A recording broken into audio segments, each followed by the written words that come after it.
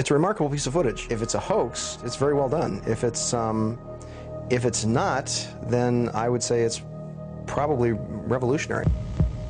It's a fake, in my opinion. If you continue to ask questions that are out of bounds, I won't hesitate to terminate this interview. This is powerful because this is not a staged event. This is real.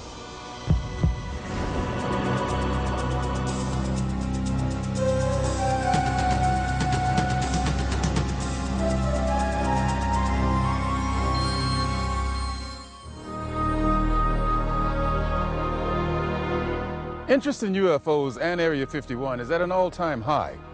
Last year, a highly rated TV special and best-selling home video purported to show an actual autopsy of an alien being from the famous Roswell, New Mexico crash of 1947. Many people and even some experts believed that autopsy footage was genuine. If that was indeed the body of an alien being from another world, could the footage in this program be the world's first hard visual evidence of an actual living and breathing alien being? An alien being communicating in an interview with a highly covert arm of the U.S. government? If the footage we're about to show you is genuine, then this could very well be the most important video in the history of mankind, proving once and for all that we are not alone.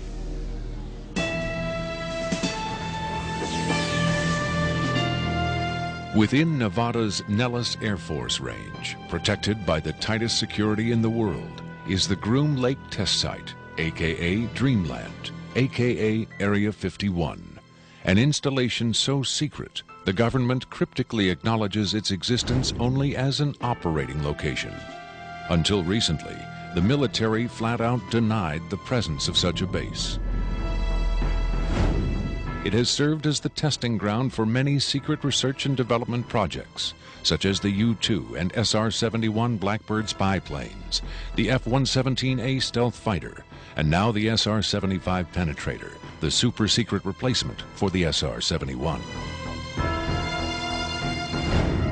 Every morning, a select group of specialists with high security clearances, some reportedly as high as 38 levels above top secret, arrive at McCarran Airport in Las Vegas to be flown to Area 51 aboard a Boeing 737.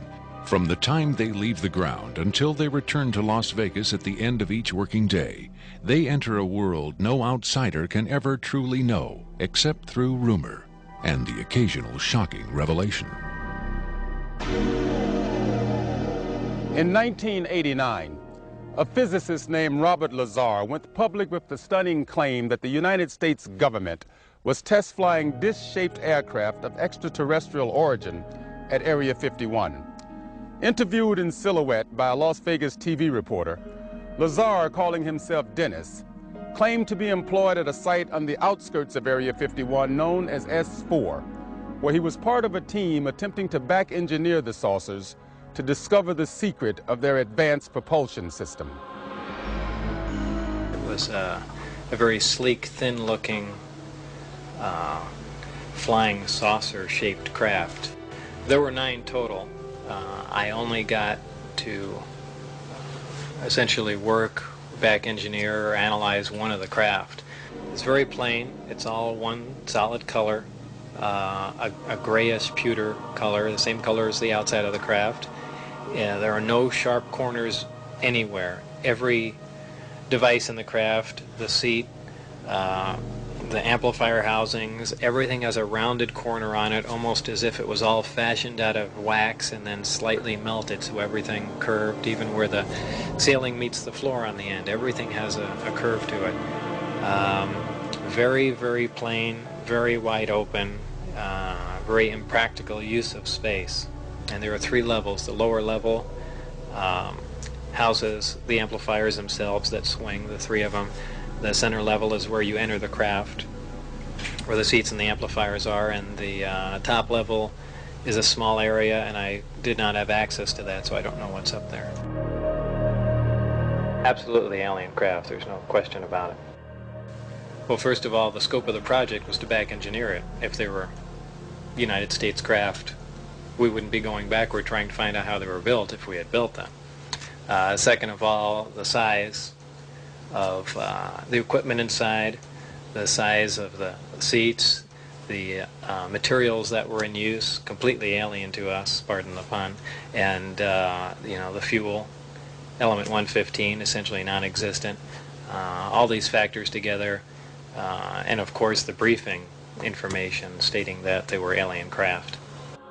Along with Robert Lazar, rocket scientist David Adair is one of the few individuals who will go on record concerning his personal experiences with alien technology at Area 51. Was not of our origin. They shouldn't have let me see that. And then in the results of it, they locked me in a room.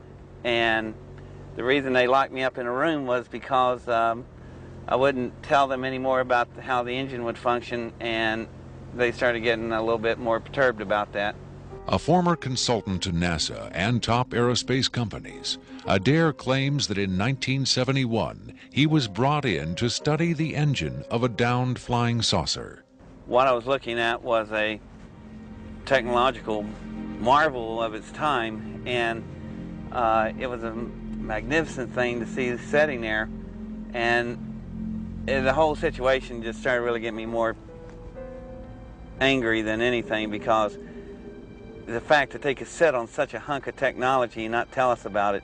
Here we are using liquid fuel engines and rockets at NASA, and here they got an engine that's probably, in theory that we know of, could be a speed of light, an engine capable of speed of light or even faster. Ufologist and lecturer Sean David Morton has appeared on Sightings, Strange Universe, and Hard Copy. He offers his own perspective on Lazar's stunning claim and the super-secret Area 51. Area 51 is approximately 135 miles north of Las Vegas. It sits in a box that's at the western middle corner of the Nellis test site. It was originally called the Groom Lake Facility, and Area 51 actually gets its name from a bombing classification. There's Area 49, 50, 51, 52, et cetera, et cetera. So one of the things that Robert Lazar told us was that if we simply went out to a black mailbox at 6:30 p.m. on Wednesday nights, that we would actually see flying saucers, that these objects would test, and that this was the military testing time between 6:30 and 9:30, and then early in the morning between about 3 a.m. and about 6 a.m. Vigorous efforts have been made by employees of the government and others to debunk Lazar's claims and discredit him personally. Nevertheless, Area 51 has become the center of a raging controversy, whether in fact certain clandestine agencies of the U.S. government are in secret contact with alien beings. Project Sigma was supposedly a deal between the United States government and various extraterrestrials that after the Roswell crash of 1947, that an organization called Majestic 12 was formed, and then in 1953, President Eisenhower was then brought in on this. Well, there was a negotiation going back and forth between the United States military, the government, and the extraterrestrials. Apparently, we had a number of things that the extraterrestrials wanted. Number one, the military needed hardware. We wanted technology, we wanted weapons technology, propulsion technology, metallurgy technology, and in exchange for this, the ETs were willing to trade us their hardware for our software, and software namely being us. What they primarily wanted was genetic material, and in exchange for that, they were willing to give us certain technological advances, like a number of flying saucers. It is out of Area 51 that the tape we are about to show you was supposedly smuggled. On Friday, July 26, 1996, the offices of Rocket Pictures, a producer-distributor of motion pictures and television programs, received a phone call. A male voice, identifying himself only as Victor, claimed to be in possession of a videotaped interview with an extraterrestrial being. Tom Coleman, president of Rocket Pictures, was intrigued enough to take the call. I, of course, thought this was some hoax. In fact, I thought it might have even been my brother at one point. But as we spoke, this was someone who seemed to be very serious. We went back and forth on this, and I basically decided that, you know, this is a little bit too weird for me. Thank you.